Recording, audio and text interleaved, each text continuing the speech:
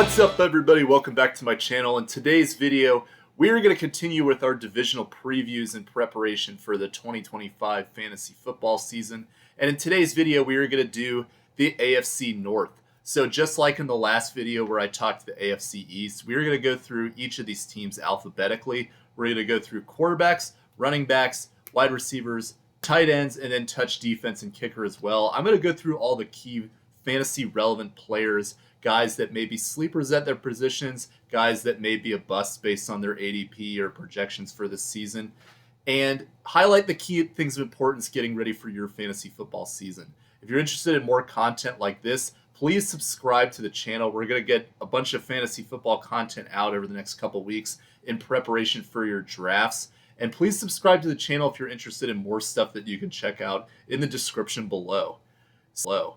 So we will start with the Baltimore Ravens. And first and foremost, it starts with Lamar Jackson, who is well known as an elite fantasy quarterback asset for many years now. He almost routinely ranks in the top 3 among the quarterbacks, provided he stays healthy throughout the season. And he, once again, is an excellent fantasy asset this season, going in about the early 3rd round, right around the range of Josh Allen, who I talked about in the last video. I'll talk more about my quarterback rankings individually among each of the players, but for me personally, I have Lamar Jackson as my 3rd best quarterback behind Josh Allen and Jalen Hurts. I rank Jalen Hurts slightly higher than both Allen and Lamar because Hurts is going generally around later, but gives pretty equivalent value. So I would prefer to wait and try to get Jalen Hurts in the 4th round personally than try to spend up for Josh Allen and Lamar Jackson in the 3rd. But nonetheless, these are all 3 excellent quarterbacks that can be a rock of your fantasy team if you decide to go that route rather than a streaming quarterback. So Lamar Jackson pretty much gets the full offense intact that he had from last year, in which he was excellent, and I don't really see any reason for that to change. The one thing of note, and this will kind of be a theme with some of these AFC North teams, is that they're playing the NFC North this season as their cross conference rivals. So because of that, those are some pretty good teams that they're facing, and that kind of skews some of the outcomes. But I think in terms of the Ravens, it's just going to make this offense very potent throughout the season. They got a great, got a challenging schedule. I see this offense putting up big numbers all season. Interestingly enough, Cooper Rush is now the backup there. Very different skill set than Lamar Jackson, so this one was kind of a surprise for me that he signed there. But, you know, if anything were to happen, then maybe he could become relevant, but fingers crossed that it doesn't, because we do not want to see Cooper Rush instead of Lamar Jackson for fantasy. Now we go to the running back position, and Derrick Henry has been a source of controversy for years now in terms of his ADP and if he's getting taken too high. When is his age cliff going to happen? So Derrick Henry generally is going at the back end of the 1st round and the early 2nd round, around that 1-2 turn. So generally on Sleeper, he is ranked as the 4th best running back. Personally, I don't really see any reason why Derrick Henry's play should decline. He's still going to have plenty of opportunities this season. At this point, it's kind of become almost like a LeBron James type of thing, where this guy is just a phenomenon at his age, and he's going to just continue to churn out production year after year. And you look at this team, they didn't really add any elite wide receiver options. They didn't really change up the backfield much behind him. So unless injury occurs, I think Derrick Henry will continue to be very involved in this offense and do very well. So relative to his ADP, that's still pretty good value. I would probably try to look elsewhere if you're looking more at like a keeper league or dynasty format, just because of the longevity. But Derrick Henry, I still feel like is going to have a great fantasy season this year. And I want to highlight Justice Hill as well, his handcuffed running back, for lack of better words. Justice Hill was very good from time to time with Derrick Henry as the pass-catching backup. That's kind of a change of pace for the Ravens. And Justice Hill is not getting drafted. So I just bring that up in that, I don't think I would personally try to draft him in one of these leagues unless you happen to have Henry and then you're trying to get his handcuff. But I just want to let you know that in terms of Justice Hill is still going to probably be very relevant this season, even with Derrick Henry. I don't think that's going to be reliable, but I do feel like we're going to be talking about him throughout the season for particular games where he gets multiple receptions, because this team utilized their running backs in the receiving game a lot last year, and I think that keeps Justice Hill relevant. Keaton Mitchell is another guy to keep in mind on this team who's been productive from time to time. He's the third running back. So we now move to the wide receiver core, and this is where things are interesting for me, because Zay Flowers last year was a very productive wide receiver, albeit he was very inconsistent. And I think that hurts his ADP for this season, as he currently is, he was the 24th wide receiver last season. And there were stretches this season where he was top 10. And especially at a given week, there were a lot of weeks where he was top 5. But because of his inconsistency, he is going roughly around the mid-6th round this year. And to me, that is excellent value for Zay Flowers, in which I'd feel very comfortable taking him there. I'm not a huge Zay Flowers guy because of his inconsistency, but considering his placement in the ADP right now, I think mid-6th round is great value to take for a guy like him as your third wide receiver, for example. You can start him from time to time, and ultimately he can kind of fill that flex spot for you behind your wide receiver 1 and 2 that you could possibly lock in every week depending on how he does. He's still very young. Hopefully he can kind of get a little bit more consistent, as we talked about. And the other thing, too, is that he doesn't really have a whole lot next to him. He has Rashad Bateman, DeAndre Hopkins brought over from the Chiefs, but DeAndre Hopkins is a shell of what he used to be in his former days. I'm not really too worried about anybody in this receiving core taking away from Flowers' place as the wide receiver 1. But I do want to highlight Bateman and Hopkins in that if you're looking at a sleeper single quarterback league, a 10-team format, neither Rashad Bateman or DeAndre Hopkins is on the board getting drafted among these type of leagues. So I say that in that both of these guys are going in late rounds and can be very valuable potentially. Bateman, despite his ADP for this season, he was the number 30 wide receiver last year. And as I mentioned earlier, Flowers was number 24. So Rashad Bateman really has a lot of sleeper value in terms of somebody that you can get late, either undrafted or at the back end of your drafts if you're in deeper leagues. And he has a lot of upside given that offense. Rashad Bateman is a little bit more touchdown dependent, and because of that, he's a little bit inconsistent as well. But there was a stretch last year where you had to put him in your starter consideration for a great stretch this season. And I think that this is another good opportunity for him to continue to be relevant this year. Hopkins, I'm not a big fan of Hopkins. I would prefer Bateman personally if you're looking at these two side to side. But DeAndre Hopkins had a stretch with the Chiefs where he was very productive in fantasy and getting a lot of targets too. I don't expect that to be the same in Baltimore, but I just bring that up in that I feel like this guy does still have some juice left that he can contribute to this team. And considering that there's a lot of other guys that can help divert the defense's attention, maybe Hopkins could have some productive games from time to time. Other wide receivers of note, Devontae Walker is a 4th-round pick from last year who did not really play very much this past season. Maybe he steps up a little bit more as the wide receiver 4. You also have LaJohntay Wester, who was a guy that was drafted in the 6th round this year. I bring him up because sometimes these late drafted wide receivers pop. Not expecting that here. These guys are a little bit more dart plays in case anything happens to the top 3 that I mentioned. Tight end. So Mark Andrews started very slowly last year. And a lot of people were worried that he had hit his peak, but he still nonetheless finished the season strong, and now his ADP this season is roughly around the 9th round. I think that's pretty good for Mark Andrews' value. You got to expect, though, that there's going to be some down weeks with him because this offense doesn't particularly funnel into one guy. If anybody, it is Flowers and Derrick Henry.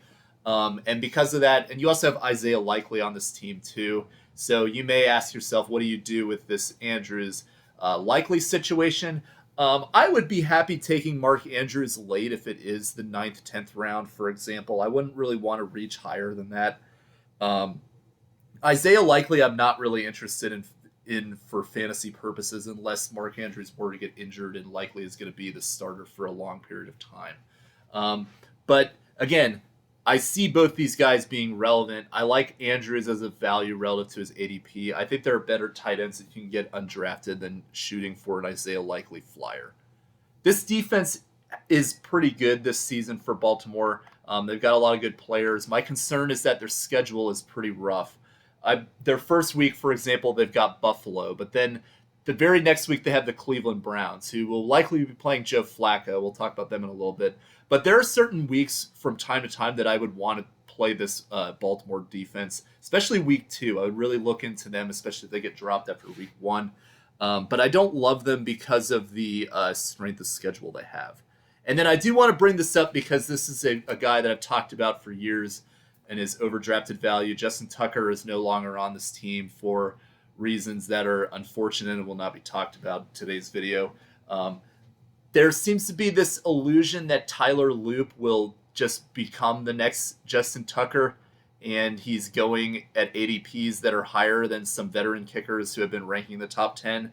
I personally do not buy into that at all. I'm considering Tyler Loop as somebody that is interesting to me as a streamer, but I'm not going to be drafting him under any circumstances in leagues where you have a kicker that is getting drafted, unless when I get to my kicker rankings, which will probably be about a 10-minute video because that's all I have to really say about kickers, then that will be a discussion point in terms of where you rank Tyler Loop. But right now, just ballparking it, I'm thinking he's around kicker 10 to 15, which is right on the fringes of rostering. And that's because of this offense only, but because he's a rookie kicker and we have no profile on him, he's not worth burning picks thinking that this will replicate Tucker's production. All right, next team we will move to is the Cincinnati Bengals. And the Bengals are, much like the Baltimore Ravens, are keeping most of their offense intact from last season. And they have a lot of good assets. So this is a team that really has some great fantasy gold mines for you. You have Joe Burrow, who is not the runner of the guys like Allen, Hurts, Lamar Jackson. So because of that, he goes a little bit later in drafts. He's going in around the 4th round range this year. I like that for Joe Burrow. I think that's solid. Just keep in mind that he has a higher risk of low floors because of the fact that he does not run the ball as much. But this is one of the best pocket passers, probably the best pocket passing quarterback in the NFL. Joe Burrow is bringing back his whole team, and as long as they can keep this offensive line upright and start strong, I think that Joe Burrow is going to be a great fantasy quarterback again this season. I prefer running quarterbacks personally, but let's say you have the 101 and you draft Jamar Chase, then Joe Burrow is somebody that I'm targeting to try to get that stack, for example. And that's a case where I may try to reach for Joe Burrow. If not, I would generally prefer those other 3 running quarterbacks that I mentioned. Jake Browning, the backup once again. Desmond Ridder on the team. It's amazing he's sticking around, but it's actually good that I'm glad if he is going to stick around. He's sticking around in Cincinnati, which is where he was a productive college quarterback. Chase Brown. So I want to talk about Chase Brown because this guy was one of the best running backs last year. He was top 10 in the second half of the season. And he started off the season splitting with Zach Moss, and then when Moss got injured, Chase Brown really took off. This guy is like a replica of Austin Eckler from back in the day with the Chargers, and he is going in the early 4th. To me, this is a running back that I would be targeting for sure. I've mentioned my strategy in some previous videos that you can check out, but I generally like to get an elite wide receiver 1 in the 1st round and then try to get some good running backs that are a little bit undervalued in that 2nd to 5th round range. Try to lock up that wide receiver 1. And Chase Brown is going to be one of these running backs that I will be targeting in these mock drafts that I will be doing. So I just want to let you know that he's got tons of opportunity. They are returning Zach Moss, Samaje Perine coming back to the Bengals, and they drafted Taj Brooks in the late rounds as not really a huge threat to Chase Brown. So I still feel like this is his backfield. I'm kind of amazed that he's going this low on mocks, and I think that this is a great time that you can get him onto your team and really give yourself a great sleeper for 2025. And, as I mentioned, these other running backs are really only interesting to me if Chase Brown were to get injured and you need to have a handcuff. I wouldn't handcuff Brown, though, unless you're looking at very deep leagues. Jamar Chase. So I mentioned him. Jamar Chase is my 101 player this season that I would be drafting. I think just in terms of his elite upside, the connection with Burrow that he's had through the years, the injuries to running backs, I would personally take Jamar Chase 101. Now, this is very close between him and Saquon Barkley, and it ultimately depends on if you prefer running backs or wide receivers. But as I tell you, I am more of a wide receiver guy because of the elite upside that they can give you. And there's a lot of opportunities for running backs through injuries to be very productive. Whereas with the elite wide receivers, the ones like the Jeffersons, the Chases, the some of the other guys on the list there that you could look at, like CeeDee Lamb, even though he didn't really perform that way last year all the time. Amon-Ra St. Brown, guys like that. You can't really find elite level production like that late in the draft, but you can with running backs. So that's why I would prefer Chase 101. And his counterpart, T. Higgins, also at wide receiver, is another great pick as well. I don't personally love T. Higgins, though, because he is pretty clearly that wide receiver, too.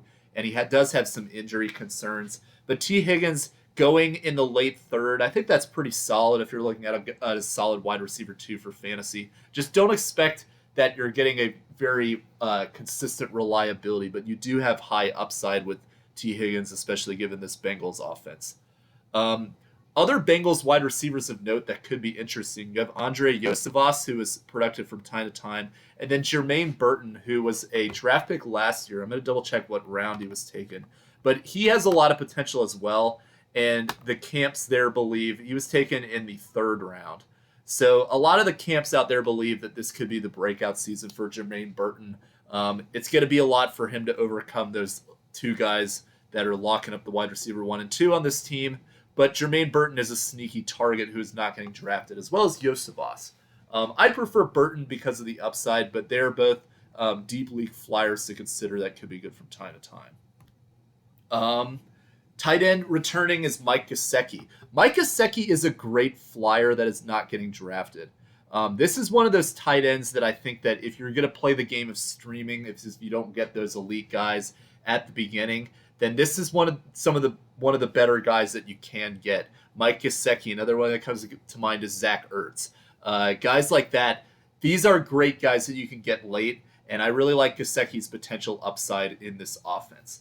But the thing that I would want to point out with this Bengals team is that Joe Burrow typically uses a lot of different tight ends. So Drew Sample has been good from time to time. Eric All Jr. is a talented guy that had a knee injury last year, probably won't play for the beginning of the season. And then Tanner Hudson. These are guys that will get involved from time to time because the Bengals use multiple tight ends in their schemes. So you may kind of be disappointed at time to time with Gesicki, but I do think that Gesicki's profile in this and potential role in this offense sets him up to potentially be the 3rd wide receiver or the 3rd receiving option at times for this offense. This defense, aside from Trey Hendrickson, who I believe is currently still holding out, this defense is terrible. Not interested in them at all. Evan McPherson, he's actually not on draft boards this year in the top 10. That makes me kind of consider him, except for the fact that he was kind of terrible last season.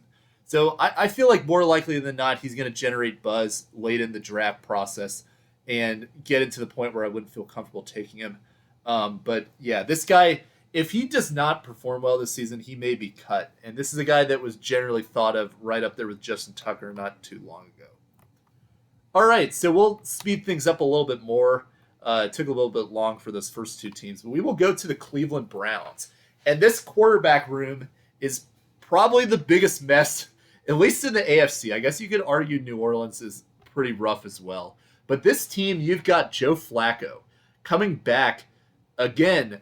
How old is Joe Flacco now? I'm just going to double check his page here and just see how old this guy is. But you've also got Kenny Pickett traded over from the Eagles. This is now his 3rd team.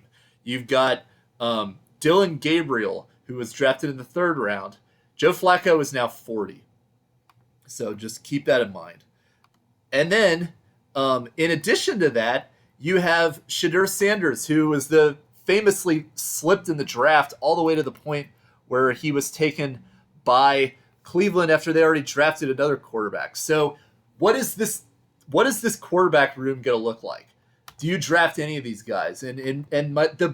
Basically the long answer, the short answer for my long explanation is none of these guys interest me for fantasy football right now. Unless you're looking at a dynasty, then maybe you could take a flyer on Shedeur Sanders in late rounds. But I think there's a better chance more than not that this guy has so much hype and notoriety around him that somebody will reach for him early, when there's a good possibility that he may not even have an opportunity on this team after the end of this season. So there's a lot of risk with Shedeur Sanders, but as a guy that you generally can get off waivers, if you're in very deep leagues, 2 quarterbacks, and you have room to just stash somebody on your bench, this is a wait and see that could potentially be something. But it's not looking great for him right now. I don't really have interest in any of these quarterbacks. Maybe Flacco from time to time, but then you look at these wide receivers and you kind of wonder, like, well, where is the opportunity for these guys? Flacco, I think, could be interesting from time to time, but the rest of these guys not really interested in drafting. And Flacco would only be in 2 quarterback leagues. The running back situation is interesting because they've drafted Quinshon Judkins out of Ohio State in the 2nd round. This is a guy that is projected to fill the Nick Chubb role. He's a very good early down back at Ohio State. And this is about as good of a situation as you can get for him in terms of this team just lost Chubb. They need some youth in there. Jerome Ford, you pretty much know what you're getting with him. But then Judkins now has a domestic violence dispute that is currently, I believe, still being investigated. So there's a potential that he could be suspended. We don't really know what's going to become of the situation. So monitor that closely. But assuming that he does play, this is one of the better rookie situations that you can get. And Judkins, I believe, is going in middle rounds. He's going around the 8th round, I want to say. I'm just going to double check and take a gander here. But this is one of the 7th round, like mid-7th round range. So this is one of the better rookie flyers that you can take because this is a great situation for him to step into in terms of need and potential within the framework of this offense that likes to run the ball. I don't know how good this team will be in order to set him up for touchdowns, but he's the type of guy that I think, especially late in season when it's cold in Cleveland, they're going to rely on him a lot. The other guys, Dylan Sampson is a rookie that kind of projects to fill the change of pace back role. Not very interested in him because you have Jerome Ford there who kind of does something similar to that. So Judkins is really the only one that interests me. Ford you can get late in drafts, but I would try to go with a little bit more upside that I will talk about more in other videos. The wide receiver room here is interesting. You have Jerry Jeudy, who is probably the best of the wide receivers in terms of his ADP. He's going in the 8th round. To be honest, I don't love that for him because I don't really know what this quarterback situation will be. If it's Joe Flacco, I think that will really make Jeudy very productive. Jeudy was great with Jameis Winston last year, a guy that guns it down the field, and I think that's what they want on this team, is to have the downfield threat. I think that's kind of what they're trying to shoot for here. Kevin Stefanski's system, but until we know that he's the quarterback, I'm not really very excited about Jerry Jeudy. Cedric Tillman has been good from at times last year. He had that stretch middle of the year where he was very productive. And he, I believe, is not getting drafted in single quarterback PPR 10-team leagues. I'm just looking at it right now, and I don't see him on the board here. That's a solid undrafted flyer that you can take who should be the wide receiver too. But again, only really if Flacco is there. And then Deontay Johnson, that guy really tanked his value with all the shenanigans from last season. I would honestly wouldn't surprise me if he didn't even make the roster. Some other guys of note are Thrash, who's a young player, didn't really get a ton of opportunity last season, as well as Michael Woods. These are guys that I'm not really interested in, though, beyond the three that I mentioned earlier. Tight end. So Harold Fannin Jr. was the rookie that was drafted, but he's behind David Njoku, who's one of the better tight ends last season, especially relative to his ADP. Njoku is going in the 11th round this year, and he really took off with Flacco late in the 2023 season. So if there's an argument to be made for Njoku with Flacco coming back, that would potentially be it. And this is, I mean, if you're going to take a flyer on a tight end late, that's a solid position that you can do that. I would still lean Njoku more than the Gesicki's, but I think Njoku is right around there with similar value of guys that I would probably prefer to have over him, like Zach Ertz, who I mentioned that would probably be a better undrafted pick than trying to take Njoku. But all that being said, I think Njoku is very interesting for this next season, and Harold Fannin Jr. is a talented rookie that could potentially get involved as well. Browns like to run multiple tight ends, so we'll see how that develops as well. The Browns defense I'm not really interested in.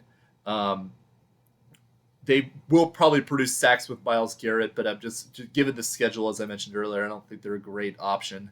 And then the kicker is Dustin Hopkins, who, as a Commanders fan and longtime watcher of Dustin Hopkins on our team, that guy is terrible, and I'm honestly kind of surprised that he still has a job in this league. We now go to the Pittsburgh Steelers. So the Steelers,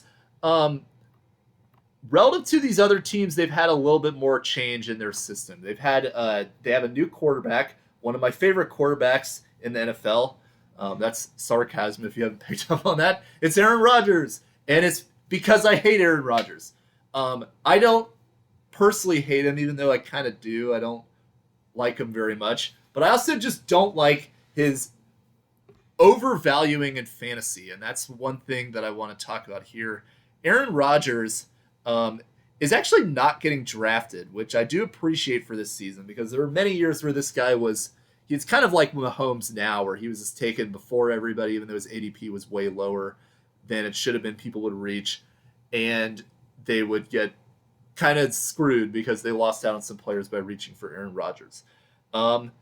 I don't really love this situation for him, though. I think he will be a game manager for fantasy that could give them relevant games. I think this team will finish right around 500, but I don't think that I think there's a better chance than not that you see more of the Aaron Rodgers that you saw last year with the Jets, because he's 40 plus off an Achilles injury, and he lost a lot of his athleticism last year. So, and then you look at this team, they've got DK Metcalf, but they really don't have a whole lot of receiving options after that. So I just don't really see how this situation is really any better for him, other than the integrity and continuity of Mike Tomlin's system that I think will keep this team competitive with a good defense. His backup is Mason Rudolph. I think there's a good chance that Mason Rudolph plays some games based on Aaron Rodgers' health. And then Will Howard is only really an interesting target in very, very deep dynasty leagues, not for redraft, though.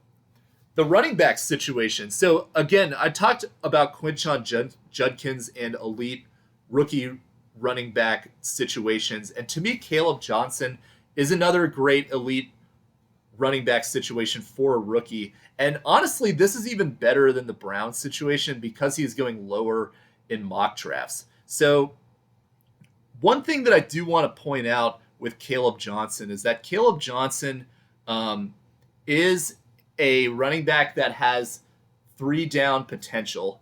He's going to the Pittsburgh Steelers that have typically wanted to use a single workhorse running back, but they just haven't really had the guys to be able to do that because Najee Harris was not really as effective as they had planned for him to be. So they get Caleb Johnson later.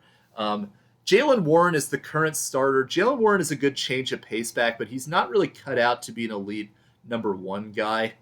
They also have Kenneth Gainwell on this roster too, who is, again, another change of pace back. He was the backup to Saquon Barkley last year in Philadelphia.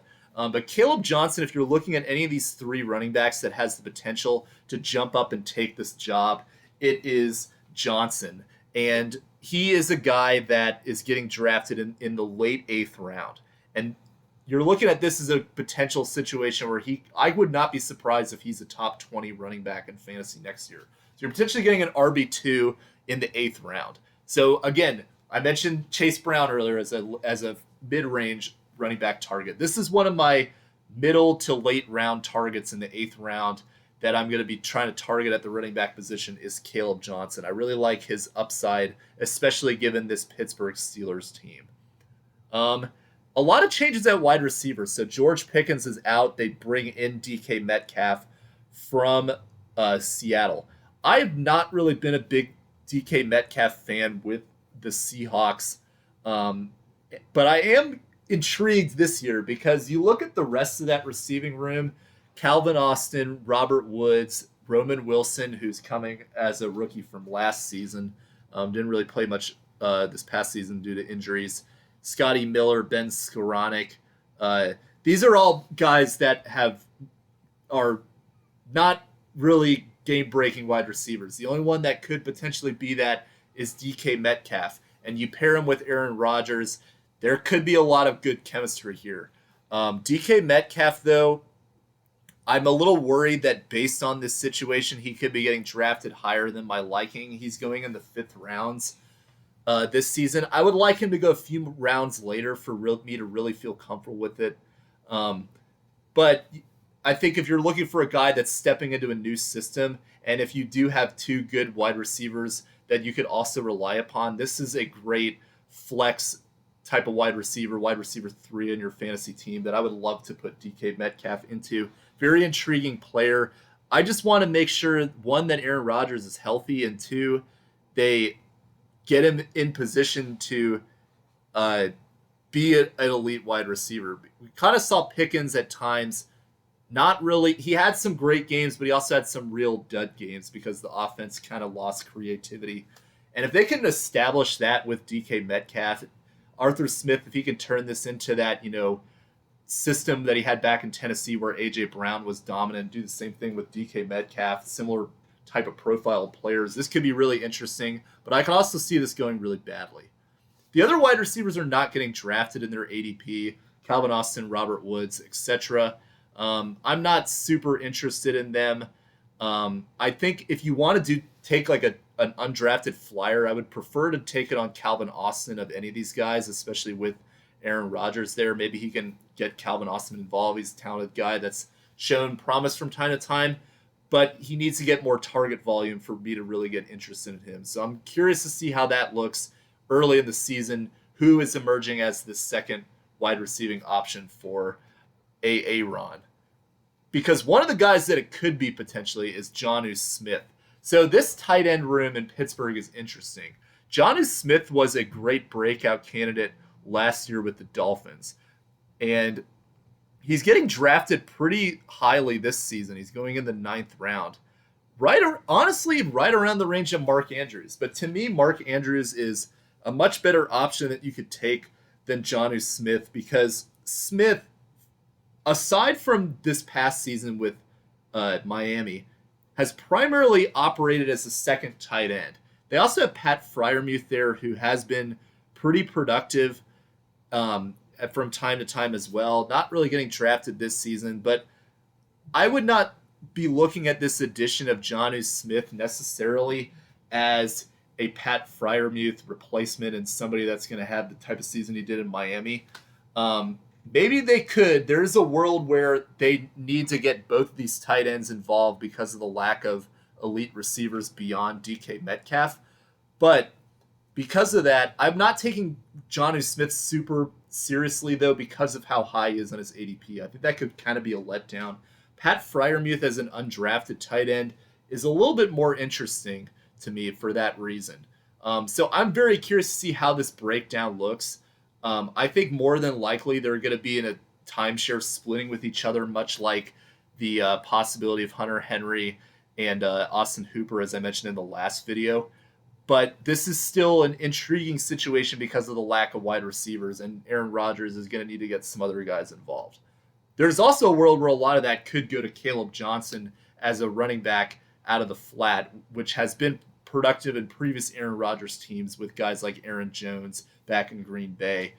So that's another situation as well that could very well unfold. So a lot of variables to determine with the Steelers offense as we move forward. This is one of the better defenses that you can get in fantasy, in my opinion, are the Pittsburgh Steelers. I would just take a look at their schedule real quick. The Steelers are a good defense, but they surprisingly don't really command a lot of fantasy relevance. But they do have a very good start to the season this year that makes me very interested in them. They start at the New York Jets, which have Justin Fields at quarterback, which I know he's gotten a little bit better reputation, but he's very turnover prone. Then they get Seattle the next week at home. Seattle, they have a better offensive outlook with Sam Darnold, but they're going to the East Coast. So that's a challenge in and of itself. And then how Darnold will perform in the new system is also a very big question mark. Then they get New England, which although they are looking better, they're still not projected to be a great offense. Week 4 is a tough week against Minnesota. And then off of their bye, they get the Cleveland Browns, which I just talked about, is a mess at quarterback. So they've got a lot of great early matchups that make me very interested in the Steelers. Depending on where they slide in drafts, they could be very intriguing. And then of note, in week 17, they also get the Browns again, which is another thing that you want to target. We're way too early to really talk week 17 stuff, but if you're looking at defenses that I like and have a great week 17 already, it would be Pittsburgh. The kicker, Chris Boswell, is finally getting some of the respect he deserves. He's kind of going in the higher range of kickers now, and I think that this is a guy that probably should be taken there if you are one of the team leagues where you have to draft a kicker. Chris Boswell is a great guy to target who shouldn't be taken in ADP any higher than the 7th round. Well, that's all that we've got for this video. If you're interested in more content like this, please subscribe to the channel, drop a comment. I reply to all of my commenters, so please take advantage of that. And we'll see you guys in the next one. Talk to you guys soon. Bye.